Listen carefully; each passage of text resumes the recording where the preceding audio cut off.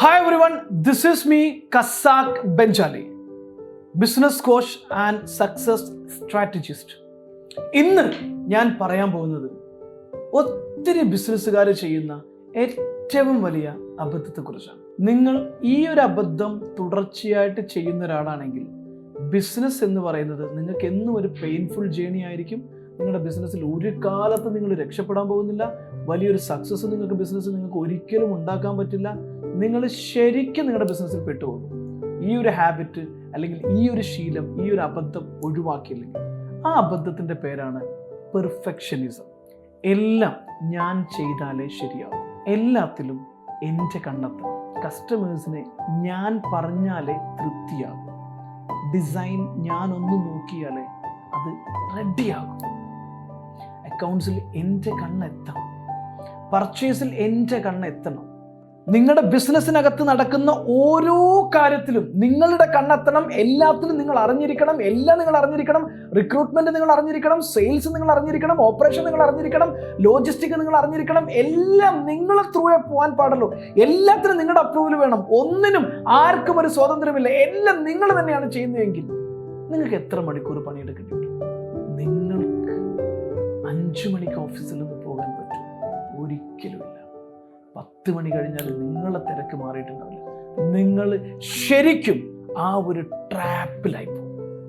എനിക്കെല്ലാം അറിഞ്ഞിരിക്കണം, ഞാൻ എല്ലാം ചെയ്യണം, ഞാൻ തന്നെയാണ് എല്ലാം അറിയേണ്ടത്. CCTV ക്യാമറ 4 വെക്കും. എത്ര സമയം എൻ്റെ സ്റ്റാഫ് മൂത്രമൊഴിക്കാൻ പോകുന്നുണ്ട് അതെനിക്കറിയണം. അവർ എത്ര തവണ എണീറ്റ് പോയി വെള്ളം കുടിക്കുന്നുണ്ട് അതെനിക്കറിയണം. എല്ലാം അറിഞ്ഞിരിക്കണം. മൈ ഡിയർ ഫ്രണ്ട്സ്, ഒഴിവാക്കണം ഈ ശീലം. മൈക്രോ മാനേജ്മെന്റ് അല്ലെങ്കിൽ പെർഫെക്ഷനിസം ഒഴിവാക്കണം. നിങ്ങൾക്ക് കഴിയില്ല. മാക്രോ മാനേജ്മെന്റിലേക്ക് മാറണം. ഓവർവ്യൂ മാത്രം. നിങ്ങൾ എന്തിനാണ് എല്ലാം ചെയ്യാൻ പോകുന്നത്? നിങ്ങൾ ഇതെല്ലാം ചെയ്യാൻ പോയി കഴിഞ്ഞാൽ നിങ്ങൾക്ക് എവിടെയാണ് നിങ്ങളുടെ ബിസിനസ് ഗ്രോ ചെയ്യാൻ സമയം?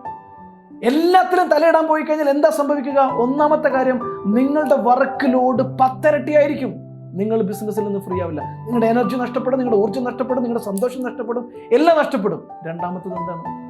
എല്ലാവരും നിങ്ങളെ കൊണ്ട് പണിയെടുപ്പിക്കും. ഓഫീസ് ബോയ് മുതൽ മാനേജർ വരെയുള്ള മുഴുവൻ ആളുകളും മുഴുവൻ പണി നിങ്ങളെ കൊണ്ടെടുപ്പിക്കും. അവർ പ്രൈമറി ആയിട്ടുള്ള കാര്യം ചെയ്തിട്ട് പറയും, സാർ ഇതൊന്ന് നോക്കിയിട്ട് അപ്രൂവ് ചെയ്യും. നിങ്ങളുടെ സമയം വിലപ്പെട്ട് നോക്കിയിട്ട് ഓരോ ലെറ്റർ നിങ്ങൾ നോക്കി കറക്റ്റ് ചെയ്യണം. അവർ ചെയ്യേണ്ട സ്പെല്ലിംഗ് മിസ്റ്റേക്ക് നിങ്ങൾ ചെയ്യും. അവർ ചെയ്യേണ്ട മുഴുവൻ ലീഗൽ കറക്ഷൻസും നിങ്ങൾ പോത്തിനെ പോലെ മണ്ടനായിരുന്നിട്ട് മുഴുവൻ ചെയ്തു കൊടുക്കും. അവരുടെ പണി നിങ്ങൾ എടുക്കും. അവർ ചെയ്യേണ്ട മുഴുവൻ കാര്യങ്ങൾ നിങ്ങൾ ചെയ്യും. സെയിൽസ് ഓർഡറിൽ നിങ്ങൾ തലയിടും, പർച്ചേസ് ഓർഡറിൽ നിങ്ങൾ തലയിടും, എല്ലാത്തിനും നിങ്ങൾ തലയിടും. അവരെല്ലാവരും നിങ്ങളുടെ തലയിലിട്ട് പണി തരികയും ചെയ്യും. നിങ്ങളെ പണിയും അവർ. Perfectionist will always remain alone. ഒറ്റക്കായിരിക്കും. അവസാനം ഒറ്റക്കായിട്ട് തന്നെ ആയിരിക്കും ഓഫീസിൽ നിന്ന് പോകുന്നത്. എത്ര കാലം നിങ്ങൾക്ക് മുന്നോട്ട് പോകാൻ പറ്റും? നിങ്ങളാകെ ചെയ്യേണ്ടത് എന്താ പറയുക? ആദ്യം ട്രസ്റ്റ് ബിൽഡ് ചെയ്യാം. നിങ്ങളിലൊരു ട്രസ്റ്റ് ബിൽഡ് ചെയ്യാം. ഞാൻ ഹയർ ചെയ്യുന്ന സ്റ്റാഫ് ഹൈലി കോമ്പിറ്റൻ്റ് ആണെന്നും അവർ തന്നെ ഇതൊക്കെ മാനേജ് ചെയ്യാൻ കാപ്പബിൾ ആണെന്നും ഉറപ്പുവരുത്തുക. എന്നിട്ട് നല്ല സ്റ്റാഫിനെ ഹയർ ചെയ്യുക. നല്ല കോമ്പിറ്റൻ്റ് ആയ സ്റ്റാഫ്, ലിമിറ്റഡ് കപ്പാസിറ്റി ഉള്ള, ലിമിറ്റഡ് എക്സ്പീരിയൻസ് ഉള്ള, ലിമിറ്റഡ് കോമ്പിറ്റൻസി ഉള്ള സ്റ്റാഫിനെ ലിമിറ്റഡ് സാലറിക്ക് ഹയർ ചെയ്യൽ അല്ല ബിസിനസ്.